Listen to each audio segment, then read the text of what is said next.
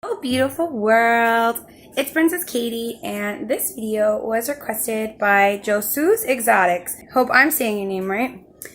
He is a new subscriber, and I subscribe to him as well. And he requested that I show you how I set up my snake tank. It's very basic, but my female ball python, she just shed. So I had her humidity cranked up, and it was a little too humid in there. And now I have to redo her tank. Can you see her? She's heavy. She a heavy girl. She a big girl. So I have to redo her tank. So what I did was I took out her moss and I took out her carpeting.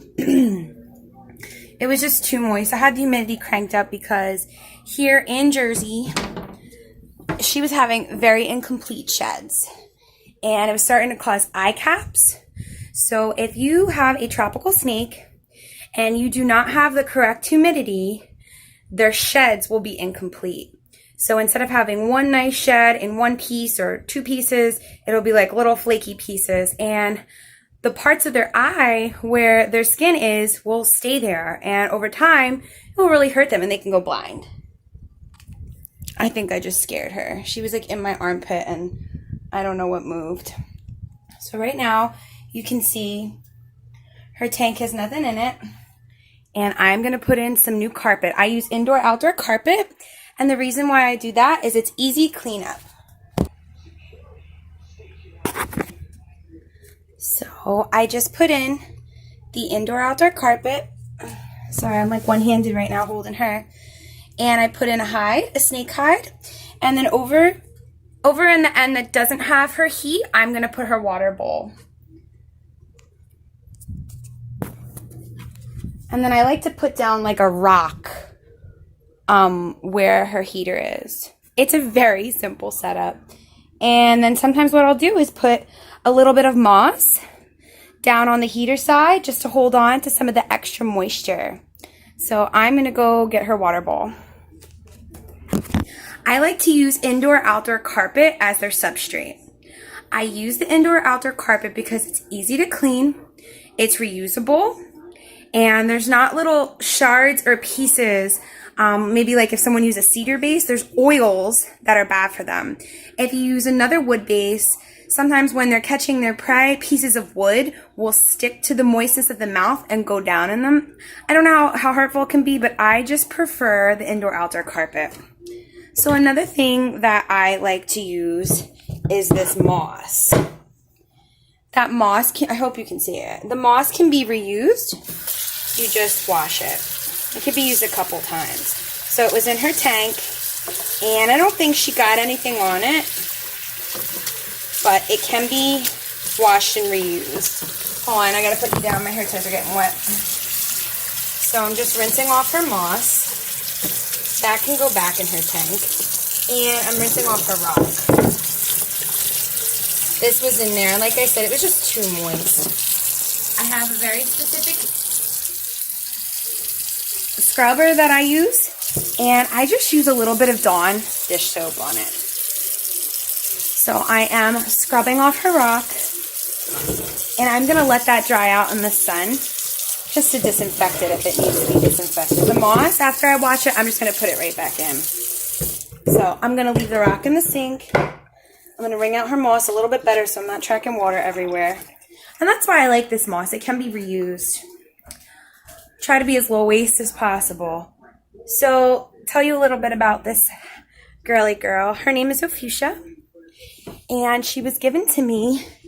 Actually, I was dating a guy, and he knew someone who went through a divorce, and the husband left the snake there, so nobody wanted her, and I said I would take her. So here I'm gonna put you on top of her tank. Here she is right now.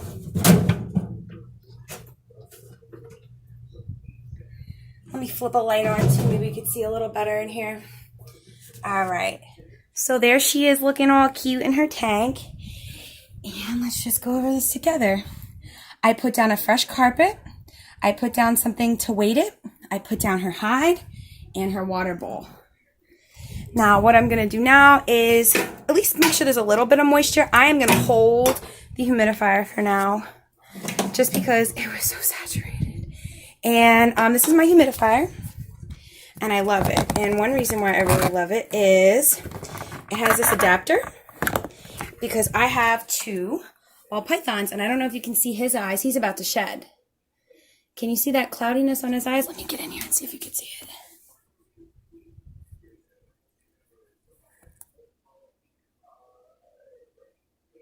I don't know if you could see that cloudiness. Let me see. I'm going to stop it in reverse. Okay, I stopped it and reversed it so I can definitely see. See that cloudiness? It's almost like a blue sheet. He almost looks like a White Walker from Game of Thrones. Haha. So that cloudiness on the eye lets you know they're about to shed. So as I was saying, when I see that cloudiness on their eye, that's a very good indicator that they're going to shed in a few days. What it is that skin loosens up. They're covered from head to toe in their scales. Even their eyes have a little piece. And it's like a little fluid that builds up in there and becomes milky or cloudy right before they're about to shed. So that's a great indicator. And that is why I was cranking up the humidity, because he's a baby and he had incomplete sheds too. And I don't want them to have eye caps. They have beautiful eyes. I don't want to hurt them in any way. And you know what? It's not always easy to keep a perfect environment for them. So you do your research and you just do the best you can. So this is the humidifier I got. And why I like it is it's bifurcated, and I can provide humidity to 2 snakes at once. Let me see if I can find the name of it for you. You know what? I will look in my Amazon and link it down below, but I love it. So I use the white one for her tank, and I use the black one for his tank. Just remember whose hose is whose. So I am going to put her moss back in the corner. All right. So see her moss, and she's got a stick, and she's got a hide, and now I'm going to fill her water. So one tip, I don't know where you keep your snakes, if you keep snakes, but a tip for me is I like to wash their bowls and then put their bowls in the tank empty, and then bring a pitcher of water to them. It just seems easier. I'm not spilling things. I have this gate. This is also a ferret room. So I have 1, 2, 3 snakes and a ferret. So I have this piece of wood here, since we have no door, that I have to climb over every time. But it works for us, so. Alright, I keep a very specific container for their water. An old Arizona, oh shit, I'm not sponsored, I don't know if I can show that. An old jug. And then I will fill up. I like to get it to about the room temperature. So what I do is run my hands through to whatever feels the best to get room temperature. Sorry for my dirty ass kitchen. We only do dishes once a day. We don't have a dishwasher, so we stack them here so we save water. We only wash once a day. So I fill up to about as much water as I think she needs. And then I fill it from above her tank. So as I was saying, this video was requested by, I hope I'm saying it right, Josue? Josue, Josue's Exotics. He said, show me a tank setup. And I'm like, mine are, it's very, very basic. That's why I love snakes. Because they're very easy. They don't bark, make noise. Their stool, their feces does not smell that bad.